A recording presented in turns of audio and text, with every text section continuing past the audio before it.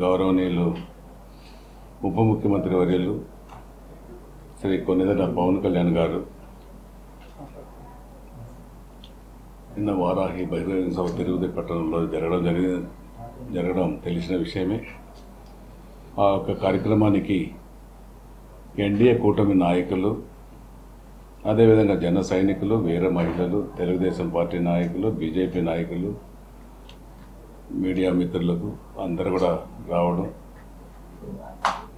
ఈ చేపట్టిన దీక్ష ముగింపు సందర్భముగా భారీ బహిరంగ సభ జరగడం, అందరికి కూడా స్వాగతాలు తెలియజేసుకుంటూ, వారందరికీ కూడా కృతజ్ఞతలు, ధన్యవాదాలు తెలియజేసుకుంటూ, చాలా తిరుపతి నియోజకవర్గంలో ఎన్డీఏ కూటమి ప్రభుత్వం ఏర్పాటైన తర్వాత మొట్టమొదటిగా ఉప ముఖ్యమంత్రి వారాహి బహిరంగ సభ చేపట్టడం జరిగింది. ఆ ఒక్క సభ విజయవంతమైన చేసిన ప్రతి ఒక్కరికి పేరు పేరున మరొకసారి కృతజ్ఞతలు, ధన్యవాదాలు తెలియజేసుకుంటూ, ఆ ఒక్క సభలో అందరికీ కూడా తెలిసిన విషయమే, ఈ యొక్క వారాహి సభ హిందూ సాంప్రదాయాలకు అనుబంధంగా కొనసాగిన ఈ యొక్క మొట్టమొదటి సభ చాలా విజయవంతంగా సాగింది. ఒక తిరుమల కలియుగ వెంకటేశ్వర స్వామికి నైవేద్యాల్లో ఉపయోగించే నెయ్యి పదార్థాలు, ఆహార పదార్థ ధాన్యాలు ఇవన్నిటి కూడా కలుషితమైంది, కల్తీ జరిగింది. ఏడుకొండల వెంకటేశ్వర స్వామి తప్పు జరిగింది, క్షమించు, గత పాలకులు నాయకులు చేసిన తప్పులకు నేను క్షమాపణ కోరుకుంటానని భగవంతునికి ప్రాయశ్చిత్తం చేసి శాంతి ఒక కార్యక్రమం, ఇటువంటి కార్యక్రమం జరిగినప్పుడు ప్రాయశ్చిత్తం చేయడం, శాంతింపజేయడం చాలా సంతోషం. అంతేకాకుండా సనాతన ధర్మాన్ని పరిరక్షించడం కోసం గౌరవ పవన్ కళ్యాణ్ గారు ప్రాయశ్చిత్త దీక్షను కూడా మొదలుపెట్టి 13 రోజులు పూర్తి చేసుకొని తిరుమల వెంకటేశ్వర స్వామికి మొక్కులతో వచ్చి కాలినడకన తిరుమలకు చేరుకొని స్వామివారి ఆశీస్సులు తీసుకుని మొక్కులు తీర్చుకొని, అదేవిధంగా నేను భగవంతుడా, గత పాలకులు తప్పు చేశారు, క్షమించు అని కోరుకొని తిరిగి వచ్చి తిరుపతిలో ప్రజలకు వివరించడానికి కోసమే ఈ యొక్క ప్రాయశ్చిత్త దీక్షను విరమించుకొని ప్రజలకు తెలియజేయడానికి కోసం సనాతన ధర్మాన్ని దేశం మొత్తం చాటి చెప్పే విధంగా కాశ్మీర్ నుంచి కన్యాకుమారి వరకు చాటి చెప్పి, దీనికి కావాల్సిన ఈ సనాతన ధర్మానికి కావాల్సిన చట్టాలు, నిధులు సమకూర్చి ఈ యొక్క కార్యక్రమాలను కూడా సిస్టమేటిక్గా చేయాలనే ఒక ముఖ్య కారణంతోనే మన నాయకుడు పవన్ కళ్యాణ్ గారు చెప్పడం జరిగింది. పవన్ కళ్యాణ్ గారు ప్రాయశ్చిత్త దీక్షను భక్తితో, అంకుటిత భావంతో, శ్రద్ధలతో లోక కళ్యాణార్థం కోసం 11 రోజులు నిర్విరామంగా పూజలు చేయడం జరిగింది. దానిపైన కూడా తిరుపతిలో గత ఎమ్మెల్యే భూమన కరుణాకర్ రెడ్డి విమర్శించడం కూడా జరిగింది. మీ అందరికీ కూడా తెలిసిన విషయమే. ఒక్కసారి ఎమ్మెల్యే అయ్యాడు, మరలాసారి దొడ్డిదారిన అయ్యారు, మరలాసారి నిలిచాడు. ఆయన నిలిచుంటే ఆయనకు డిపాజిట్ కూడా గల్లంత అయ్యేది. ఆయన కానీ ఎలక్షన్లో మొన్న 2024 ఎలక్షన్లో నిల్చుంటే డిపాజిట్ కూడా గల్లంత అయ్యేది. తెలివిగా తప్పులు చేస్తున్నాము, మనకు డిపాజిట్లు రాదు, మనకు తిరుపతిలో ప్రజలు ఓట్లు వేయరని తెలుసుకొని కొడుకులు పెట్టడం జరిగింది. ఏదో కొంతమంది ప్రోద్బలంతో ఆయన తయారు చేసుకున్న గంజాయి బ్యాచ్ టీడీఆర్ మండలంలో కుంభకోణంలో సంపాదించుకున్న ప్రతి ఒక్కరు కూడా ఆయనకు కొంతమంది అనుకూలంగా చేయడం జరిగింది. అంత తప్ప ప్రజలు భూమన కరుణాకర్ రెడ్డి పట్ల తిరుపతి నియోజకవర్గంలో సుఖంగా లేరు. విశ్వాసంగా ప్రజలు కరుణాకర్ రెడ్డికి పట్టం కట్టడానికి ఎవరు లేరు అనేసి కూడా ఈ సందర్భంగా మొన్న ప్రూవ్ అయింది. నేను ఒకటే చెప్తున్నా, మీ నాయకుడు గత పాలకుల్లో ముఖ్యమంత్రి వైఎస్ జగన్మోహన్ రెడ్డి ఒక అన్య మతస్థుడు, దానికి సంబంధించిన వాళ్ళందరూ మీరు అన్య మతస్థులు, మిమ్మల్ని తిరుమల తిరుపతి దేవస్థానానికి బోర్డు అధ్యక్షులుగా నియమించడం, బోర్డు చైర్మన్గా నియమించడం, అక్కడ బోర్డు చైర్మన్గా మీరు పనిచేయడం కూడా జరిగింది. అంతకుముందు 4 సంవత్సరాలు తిరుపతి తిరుమల బోర్డులో ఎక్సెప్షియో మెంబర్గా కూడా మీరు పనిచేయడం జరిగింది. నేను ఒకటే చెప్తున్నాను, నీకు దేవుడంటే భక్తి లేదు.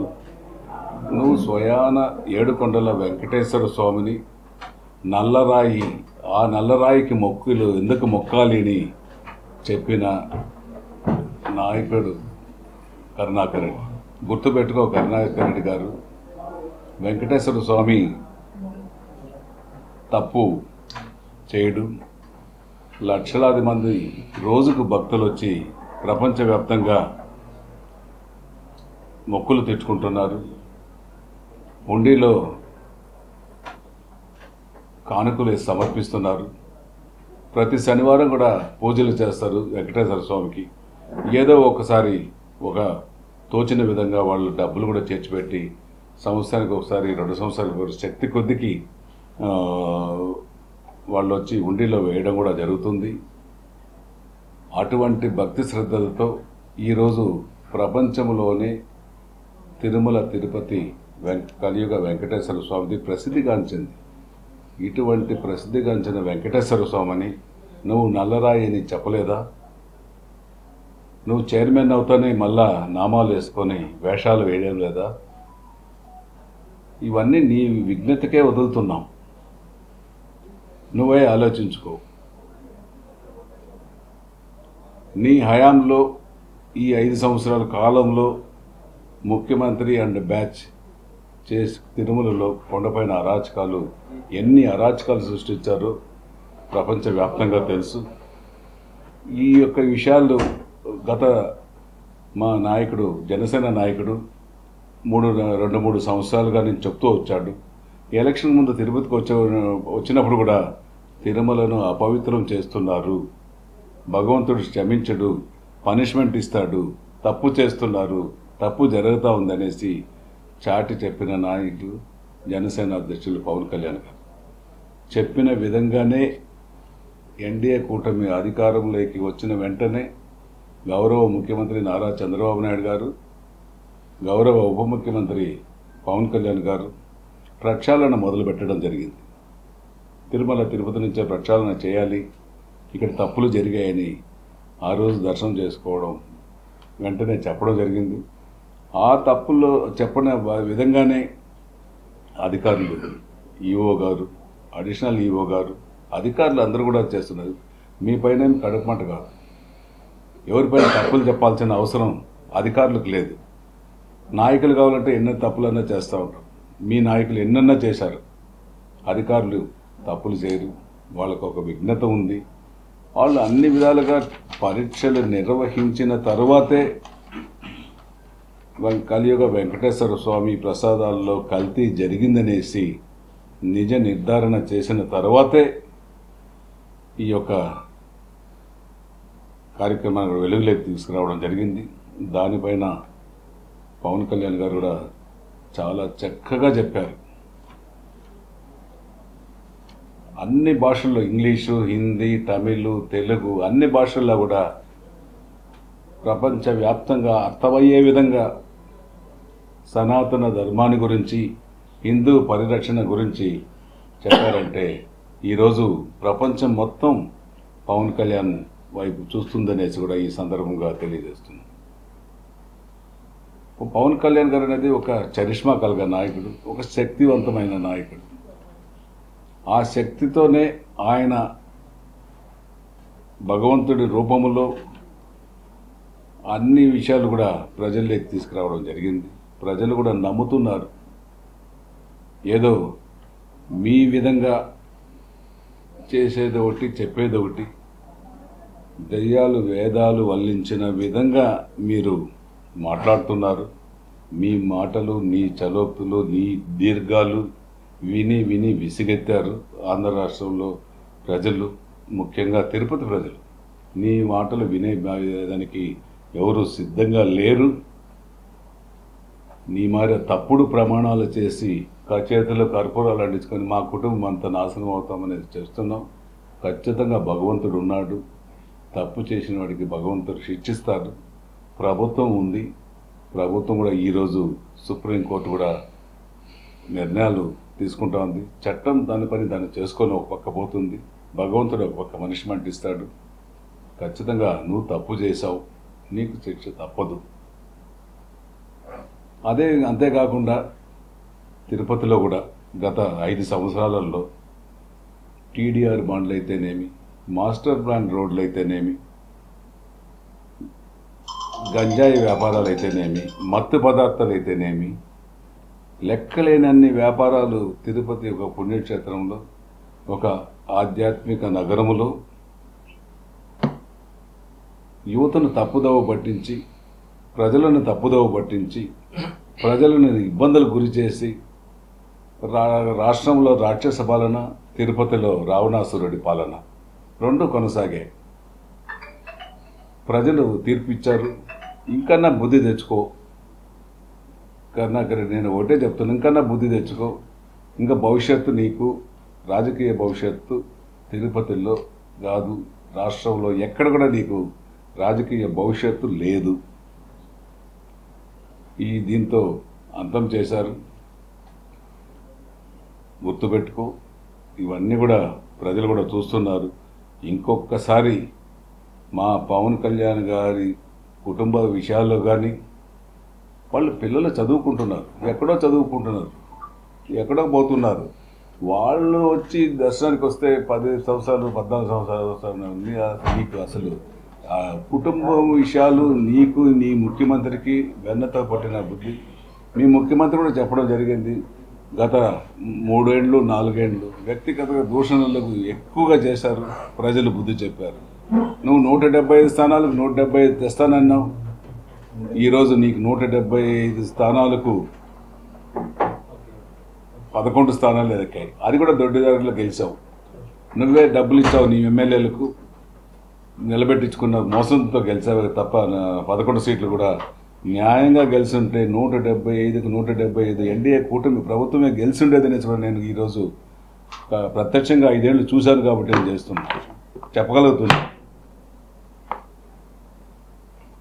ఒక్కరు కూడా గెలిచే ప్రసక్తి లేదు. ఎంతసేపు నువ్వు 4 గోడు మధ్యలో కూర్చొని, పరదాల మధ్యలో కూర్చొని 175x175 అనేసి లెక్కలు చెప్పుకొని నువ్వు చేసిన తప్పులకంతా ఎమ్మెల్యేలని, మంత్రుల్ని, అధికారుల్ని బలి చేశావు తప్ప రాష్ట్రంలో అభివృద్ధి, సంక్షేమం, వ్యవస్థ విచ్ఛిన్నమైంది. ఈరోజు రాష్ట్రం దివాలా తీసింది.